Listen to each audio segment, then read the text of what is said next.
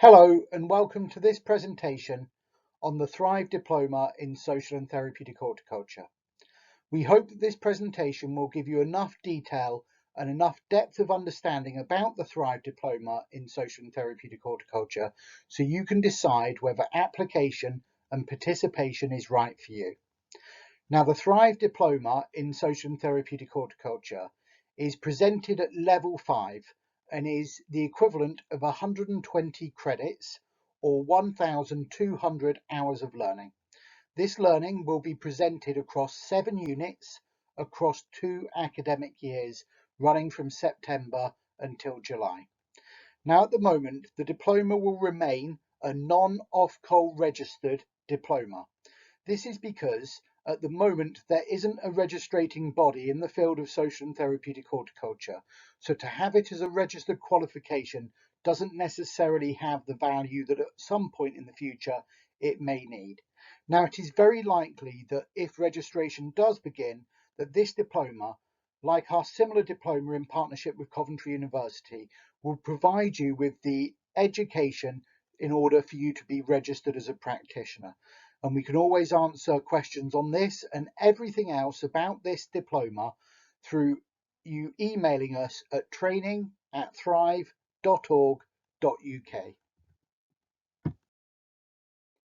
As ever, just like all of our other training and education, we will be delivering this diploma through drawing upon our experience in delivering programs across the disability and ill health spectrum for over 40 years.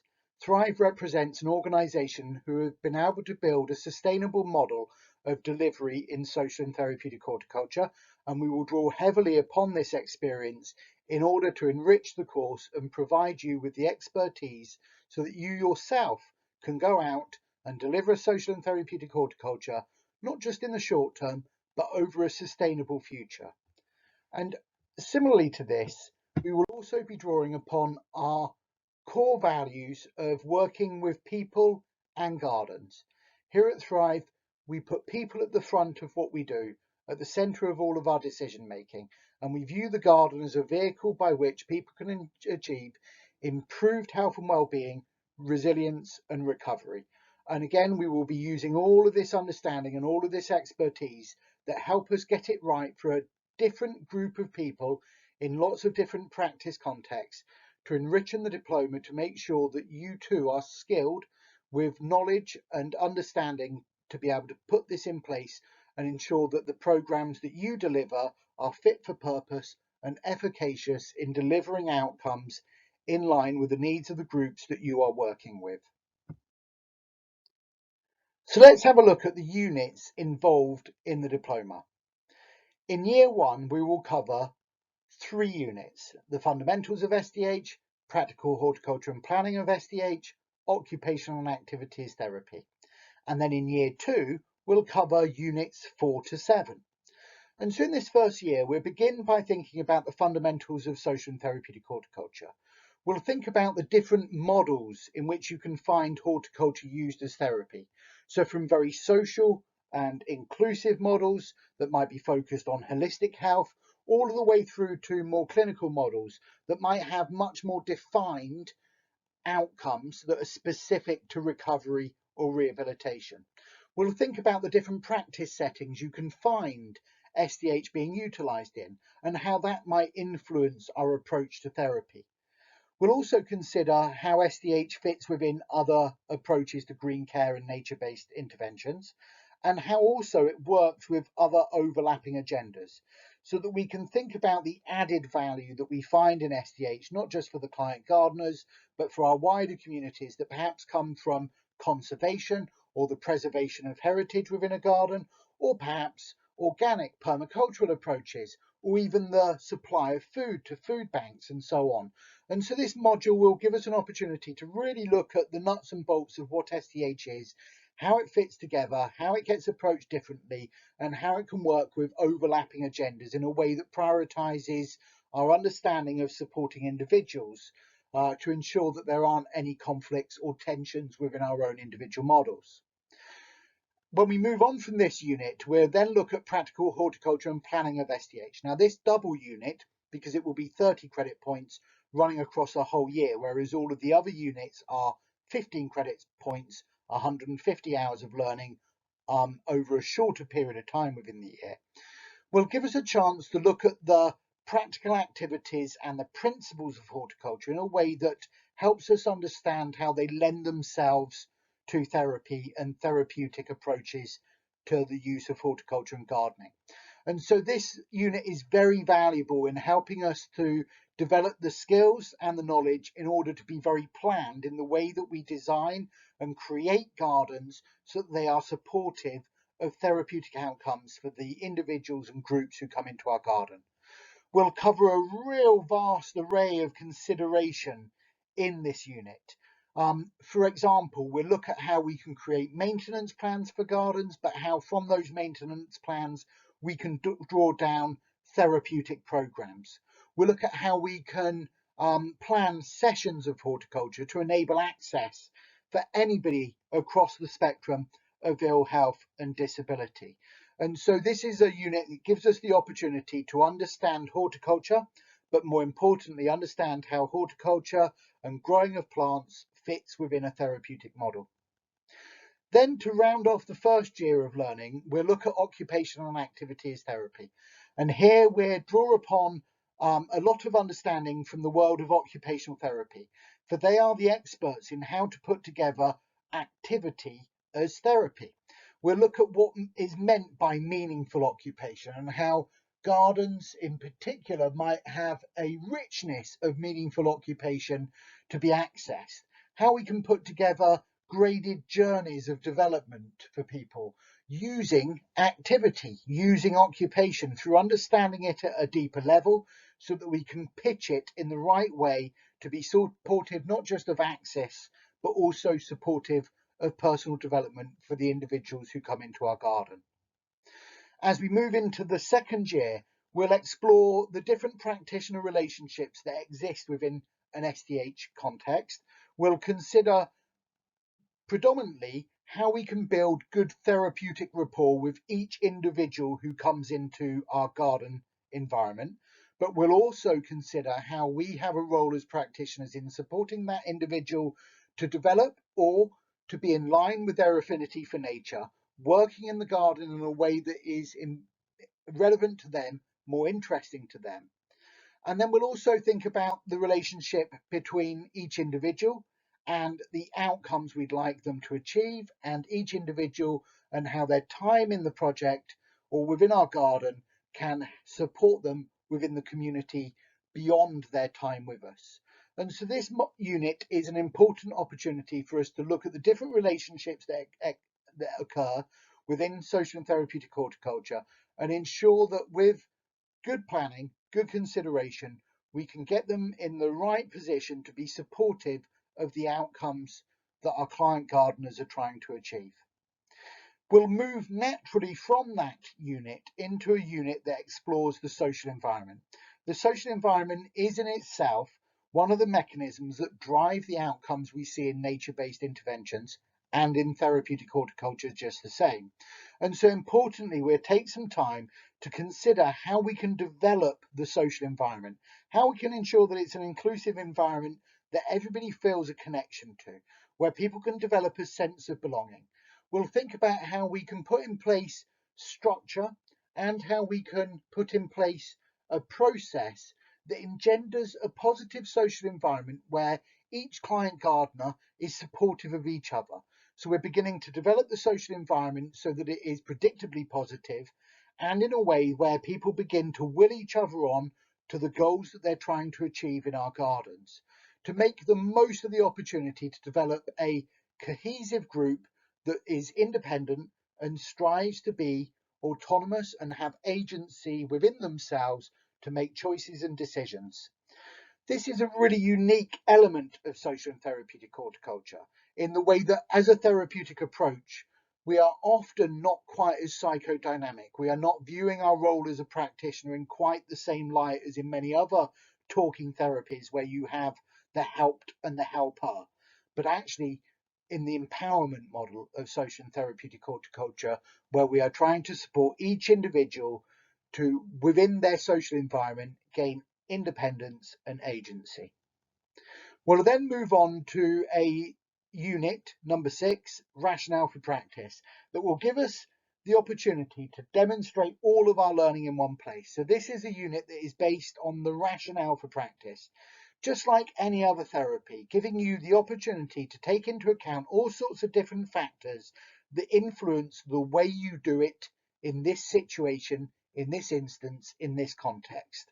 Because within therapeutic horticulture, we don't want to just transfer one type of practice into another setting. Each time we move into a new practice setting, we need to reconsider how we construct our SDH program, how we construct our approach to practice, so that we get it right for the different groups and their different needs and different outcomes. And this unit gives you the opportunity to put together an intervention in a way that is in line with the model of SDH that you have chosen to focus on, drawing upon all of the learning that you have done previously to present a report, which is in effect a description of a brand new intervention of social and therapeutic horticulture. We will then finish the diploma by looking at our own individual practice development, how we can put together our own supervision processes, our own continuous professional development processes, and importantly, view ourselves as professionals, just like any other healthcare professional, striving towards practice development and improvement in ourselves as practitioners. So these are the 7 units that will make up the diploma, delivered over 2 years as I described. We will approach the learning very much in line with the way that Thrive always approach learning and education in this field. So trying to make sure that the learning we present to you can be put into your own practice context and in line with your own aspirations in SDH to ensure that it has real world value. Now, as I've already described, the diploma in SDH will be scheduled over 2 years with 60 credits or 600 hours across each year. Now, if we consider the start to be somewhere in September, usually towards the end of the year, and then us drawing each academic year to a close towards the end of June or early July, then essentially you're looking at around about 600 hours of learning across 40 weeks, which essentially suggests that around about 15 hours of learning each week may be required. And obviously that learning might be more intense at times and less intense than others. And these are guided learning hours. So just like in any other education situation, the more prior experience in education you have, perhaps the quicker you'll be able to get through some of the learning. And so we think that as we will have a cohort that comes into this diploma from all sorts of different backgrounds, the chances are that over the entire diploma, each person's learning hours will probably equalize to some extent. But obviously, if you're coming from more of a horticultural background, then some of the learning on the horticulture module is going to be easier for you. And similarly, if you're coming from a therapy background, then across some of the other modules, you might find that learning a little bit easier. You might find that it comes together quicker for you, and perhaps not all of the learning hours will be required. But what we also know is that many of the people who come into our courses are doing so because of a vocational motivation, a passion for this subject area. And because of that, I am sure we will see plenty of people do more than the 600 hours of learning each year. But this will be something that's very much up to you as adult learners to decide. The content will be a mix of directed learning, self-directed learning, learning online as an individual, but also within the cohort, in classrooms with your fellow cohort, and very importantly in gardens as well. And it's when we come to this directed learning, often in classrooms and gardens, that there is some attendance required, a maximum of 20 days of attendance across each year. Now, we are completely understanding that many people who come into this type of diploma will be adult learners with other complications and other responsibilities in life. And so if you have to miss the occasional day of teaching, then we will obviously try really hard to help you make sure that you're kept up to date and that you're given the learning materials so that you can do it in your own time. But essentially, we will be hoping that learners will be able to attend around about 18 to 20 days each year, but a maximum of 20. The directed learning will be very much learning in line with the learning outcomes for each of the modules. But the self-directed learning will be that opportunity for you to put the learning into a context or into a light that is suitable and preferable to you in relation to your journey into social and therapeutic horticulture, in relation to the practice context you are already in or would like to be in, and your other aspirations within the world of social and therapeutic horticulture. The online content will be delivered using our dedicated online platform, which is based on Moodle, a very well used online learning platform across higher education. And we've had an online learning platform now for around about 5 or 6 years. And so have become really quite skilled in the way that we put it together to ensure that it's interesting, that it flows really, really smoothly, and that it provides lots of opportunities for interaction. In the classrooms and gardens, it's going to be really important for us to be able to put certain learning across in a classroom environment. That richness that comes from discussion, that clarity that comes from being able to ask questions in the moment is important. And nowhere more so than in the garden, where we can take some of the theory that we will be looking at and make sure that we can see its practice application, that we can take theory into practice and make sure that that learning has real world value. A range of teachers and special guest speakers will essentially share hundreds of years of SDH knowledge, experience and expertise. There will be 5 teachers on the diploma and a range of guest speakers across each of the modules to ensure that the learning is rich and in particular, where necessary, draws upon subject matter expertise beyond those of the teachers at Thrive. Each unit has a number of assignments against the learning outcomes. These assignments are not only designed in order for you to be able to demonstrate your learning, but are designed to be learning opportunities in themselves. So we will be employing a rich mix of different types of assignment, which will add a hidden curriculum and added value to the diploma.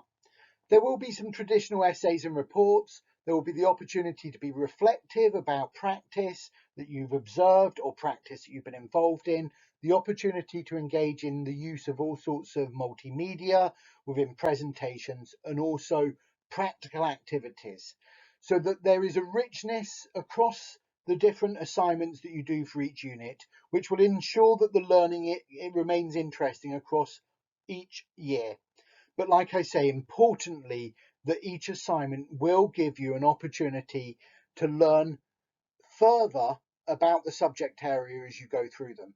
And so it is very important that we view our assignments in this way, so they're not just tick boxes, they're not just hoops to be jumped through, but they are opportunities in themselves for you to take your learning in new directions, directions important to you that also demonstrate that you have achieved the learning outcomes set out in each unit. You'll be given very clear guidance on this. And that clear brief is very important when we're expecting you to hand in assignments. And so you will be given that clear brief and also an understanding of how each assignment will be marked. And this will put you in a position where the expectation is very clear and give you the best possible opportunity to pass at first submission. Each assignment piece will be assessed by a first and second marker. There is an internal verification process and also an external verification process, which will ensure objectivity within the assessment. And there will be an appeals process made clear to anybody who joins the diploma. You will have a second and third submission opportunity built in to the process. The second submission will likely be immediately after you've been referred on any assignment piece. A third submission will possibly require you to complete some learning at the end of each year. And if that third submission is also referred back, then we may ask you to come back and to complete the unit learning again in the following year. Across the assignments we're setting you up to complete, and also across the whole of the learning, then you can gain tutorial support, particularly in relation to the directed learning, but also advice and guidance on your self-directed learning. For any larger assignment pieces, there will be an allocated tutorial time, which will be essentially that there is a week identified within the schedule for you to make use of these tutorial opportunities, and we can make sure we're flexible in the way that we arrange them. And essentially, you can always ask for more input. There'll be a dedicated email in which you can go to, and all 5 of the tutors will be looking at that email to ensure that you get a rapid response to any question. We can also connect you to others who may know more than us. So if you remember me talking about the subject matter experts that we might employ when we can identify an outside expertise beyond the tutors and the teachers involved in the diploma, then we can connect you to them and the network of SDH projects that we're connected to, in order to, again, to ensure that your learning can be put into real world situations, that you have some support to understand how to put this learning that you're going through on the diploma into action in the real world. As well as the support from the tutors, the cohort themselves will be very supportive. And so this is where some early attendance days in the schedule is important, as it will provide a good chance to connect and develop relationships.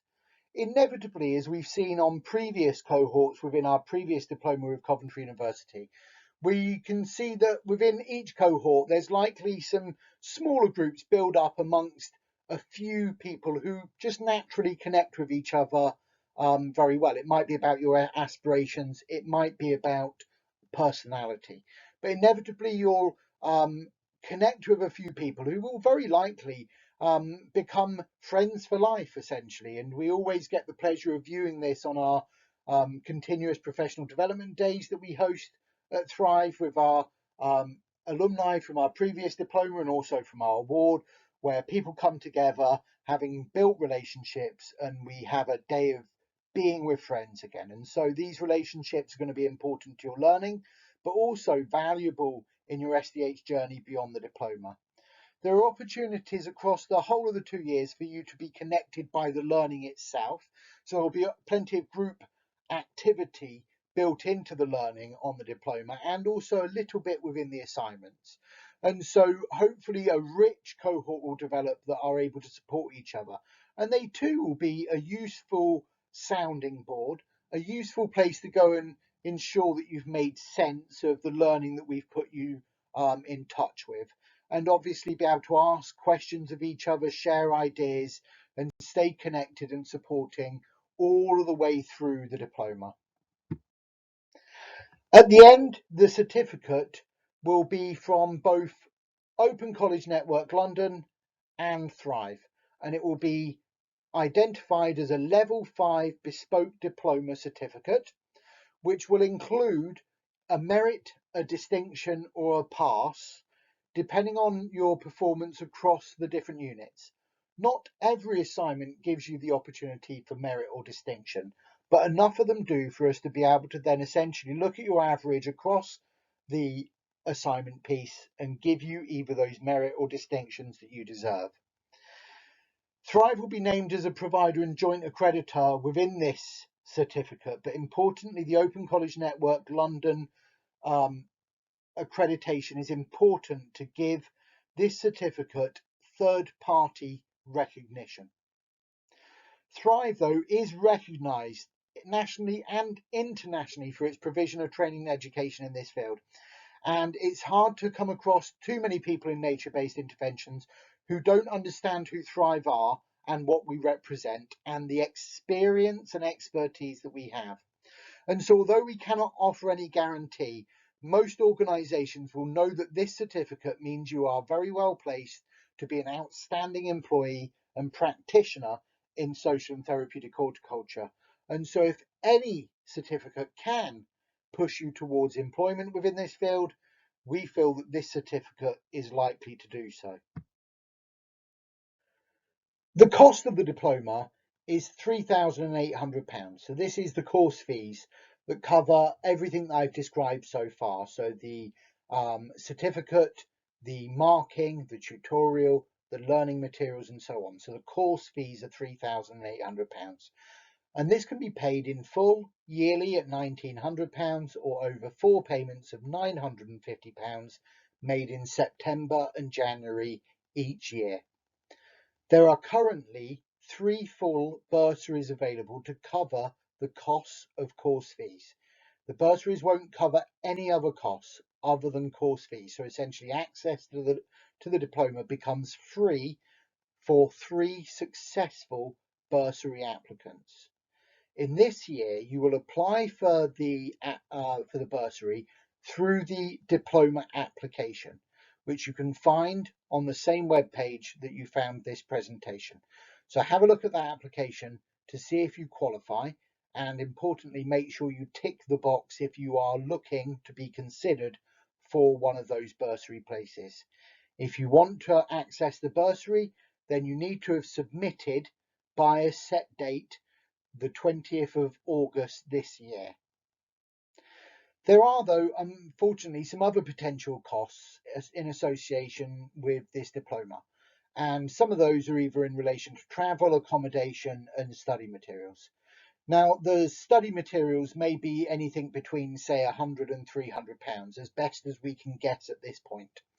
And that's because people will have different preferences in the way that they purchase the study materials in relation to the course fees, predominantly reading material, as to whether they want to keep that reading material for the future or not.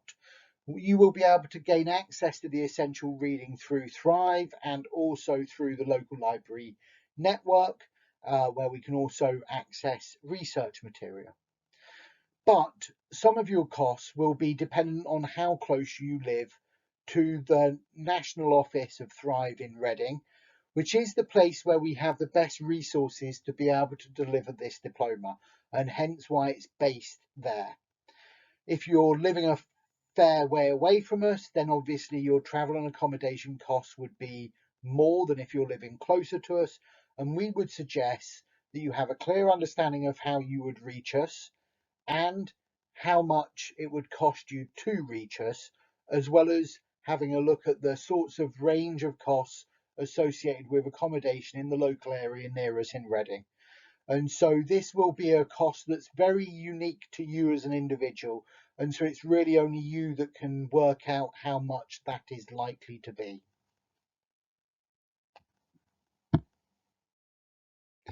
Thank you very much for listening to the presentation. We do hope it's been useful in helping you know a little bit more about the diploma and making a decision about whether it's right for you.